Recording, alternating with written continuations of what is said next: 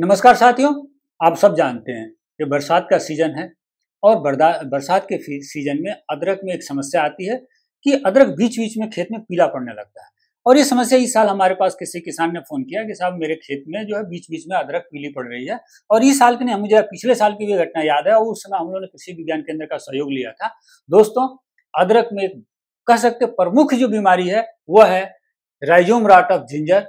और उसका कारण क्या है, लक्षण क्या है और प्रबंधन क्या है, इस पर हम लोग आज चर्चा करेंगे। तो सबसे पहले हमको जानना होगा कि जो आपकी अदरक की फसल बीच बीच में पीली पड़ रही है वो राइजोम रॉट है, प्रकंद का सड़न है या कुछ और है। यदि प्रकंद का सड़न है तो इसमें देखिए ये लक्षण होंगे। सबसे पहले तो जो उसकी पत्तियां हैं बेस से यानी जमीन के पास की पत्ती सबसे पहले पीली पड़ेगी, धीरे धीरे धीरे पीलापन ऊपर की तरफ फैल जाएगा। तो ये तो पहला लक्षण हुआ। दूसरा लक्षण क्या होगा, वाटर सोक्ड लेजन्स यानी जलीय सड़न जैसे को आप कह सकते हो, जलीय सड़न का लक्षण। और पहले कॉलर जोन में दिखाई देगा, धीरे धीरे कॉलर जोन से वो जलीय सड़न जैसा वाटर सोक्ड लीजन नीचे राइजोम में फैल जाएगा और ऊपर स्यूडोस्टोम के ऊपरी हिस्से में भी दिखने लगेगा। तो ये तो दूसरा लक्षण हुआ। यही देखिए, अगर स्वस्थ पौधा है, हेल्दी प्लांट है, तो देखिए पत्तियां पूरी ग्रीन होगी और जो उसका कॉलर रीजन पर देखिए राइजोम का डेवलपमेंट है और बिल्कुल लाइट पर्पल कलर में उसके स्किन दिखते हैं और हेल्दी सा दिखता है।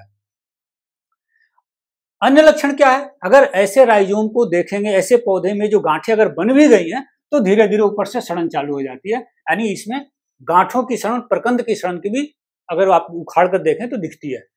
ऐसे पौधों को यदि आप खींचे, हल्का सी ताकत से खींचे तो आसानी से पुल्ड हो जाते हैं, आसानी से निकल जाते हैं। ऐसा लगता है कि उसका जड़ जमीन से कोई संबंध ही नहीं था। तीसरा क्या होता है, अगर ऐसे अदरक मान लीजिए कुछ आपने हिस्से में हार्वेस्टिंग कर ही ली और उसको अगले साल सीड के लिए रख दिया तो स्टोरेज में भी ये सड़ने लग जाते हैं।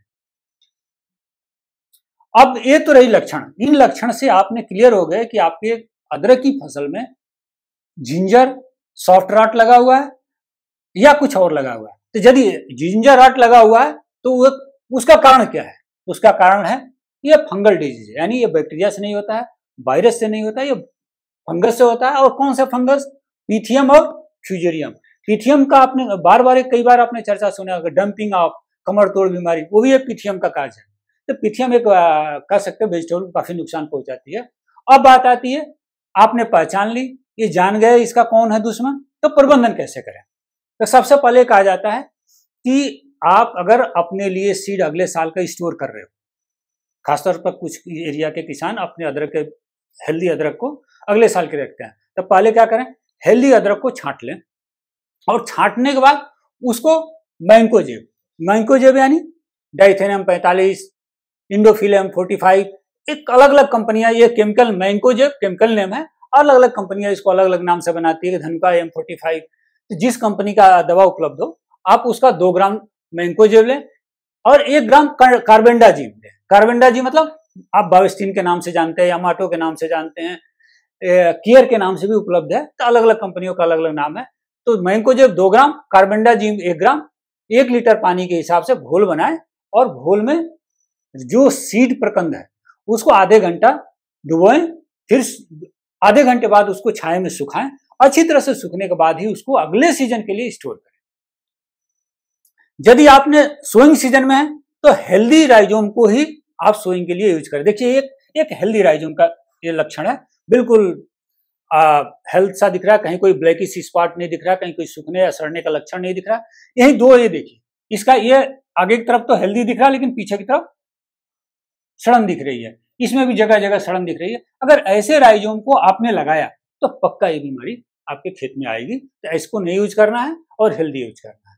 अब बात आती है, आपने हेल्दी राइजोम स्टोर किया, निकालने के बाद पुनः छांटा और जो हेल्दी बच गया फिर उपचारित करें। किससे, मैंकोजेब से। हमने पहले बात की मैंकोजेब यानी डाइथेनियम M45 हुआ, इंडोफिल M45 हुआ, जो आपको उपलब्ध हो।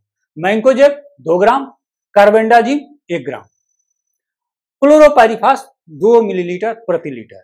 इन तीनों दवाओं का एक कॉम्बिनेशन बनाकर एक घोल बनाएं। मैंकोजेब के बारे में लगे हाथ आपसे कुछ बात और कर लेते हैं। यह एक ब्रॉड स्पेक्ट्रम है, कार्बेंडाजिम भी ब्रॉड स्पेक्ट्रम है, लेकिन मैंकोजेब कॉन्टैक्ट फंजीसाइड है। इसका अर्थ हुआ जो कॉन्टैक्ट फंजीसाइड होता है वो सिस्टम में, प्लांट के सिस्टम में एंट्री नहीं करता है, वो सीधे सीधे जो हमारा फंगस है इसके ऊपर अटैक करता है। और वही जो सिस्टमिक नेचर का फंजीसाइड है वो प्लांट सिस्टम में पाले जाता है, और प्लांट सिस्टम के बाद जब जो भी हमारा पैथोजेंस उसके ऊपर फीड करता है वो इससे कंट्रोल होता है। क्लोरोपाइरिफास ब्रॉड स्पेक्ट्रम इंसेक्टिसाइड है, और इसमें दोनों both contact and stomach action है। कांटेक्ट एक्शन का मतलब हुआ ऐसे इंसेक्टिसाइड जब आप स्प्रे करते हो और कीड़े की ऊपर स्किन पर जैसे ही इंसेक्टिसाइड छिड़कते हो तो वो उसको मार देता है।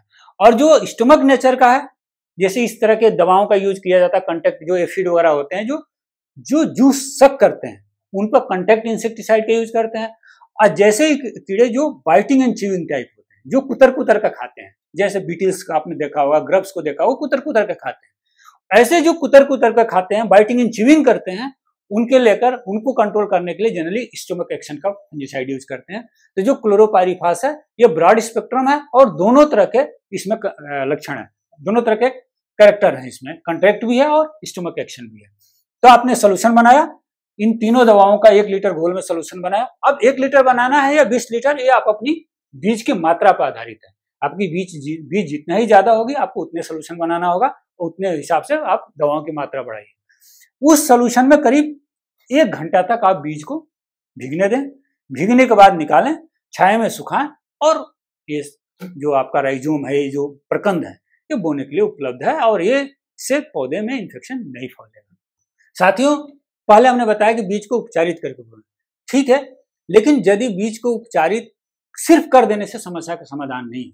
यदि पूर्व के इतिहास में आपकी उस खेत में इस तरह की समस्या का शिकायत रही है तो आपको अपने खेत की सोलराइजेशन भी करनी होगी, चाहे आप ऑर्गेनिक किसान हो या इनऑर्गेनिक किसान, ये दोनों के लिए लाभकारी है।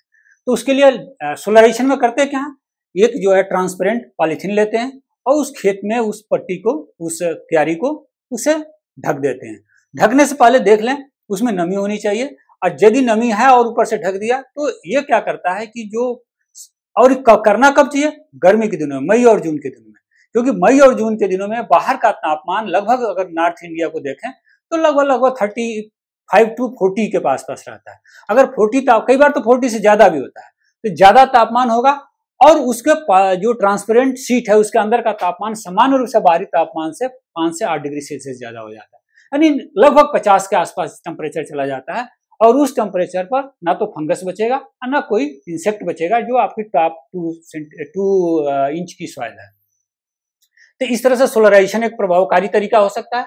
दूसरा तरीका यह हो सकता है, यदि आप ऑर्गेनिक किसान हैं, आप नहीं चाहते कि कोई केमिकल से हम अपने सीड को ट्रीट करें, तो आप उसको कैसे ट्रीट कर सकते हैं। ट्राइकोडर्मा हर्जियानम नामक फंगस है जो बाजार में बहुत आसानी से उपलब्ध होता है, उसका 50 ग्राम दवा लें, 1 लीटर पानी में घोल बनाएं, उसी से बीज को भी उपचारित करें, और उसी से आप क्या करें, अगर लक्षण आ गई तो खेत में ड्रेंचिंग करें, हजारे से उस पौधे को सींचें। प्रॉपर ड्रेनेज एश्योर्ड करें। देखो दोस्तों, अगर आपने कुछ भी कर लीजिए और आपके खेत में पानी लग रहा है तो कोई भी टेक्निक काम नहीं करेगी, कोई भी केमिकल काम नहीं करेगा। देखिए इसमें स्पष्ट दिख रहा है कि यहाँ पर पानी लगा और उसके बाद देखिए पीलापन की समस्या दिखने लग गई चारों तरफ।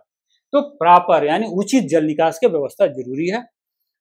अगर आपने नॉन ऑर्गेनिक किसान है और आप हर्जियानम यूज नहीं करना चाहते तो आप कॉपर ऑक्सीक्लोराइड, जो बाजार में ब्लाइटॉक्स कई नाम से उपलब्ध है, कॉपर ऑक्सीक्लोराइड की 3 ग्राम मात्रा 1 लीटर पानी में घोल बनाएं और उससे क्या करें, ड्रेंचिंग करें। बार बार ड्रेंचिंग मतलब हजारे में भरकर उसको हल्की हल्की सिंचाई करें ताकि वो जड़ को, कॉलर और रीजन और जड़ के रीजन को, जो गांठ के रीजन को भिगो सके।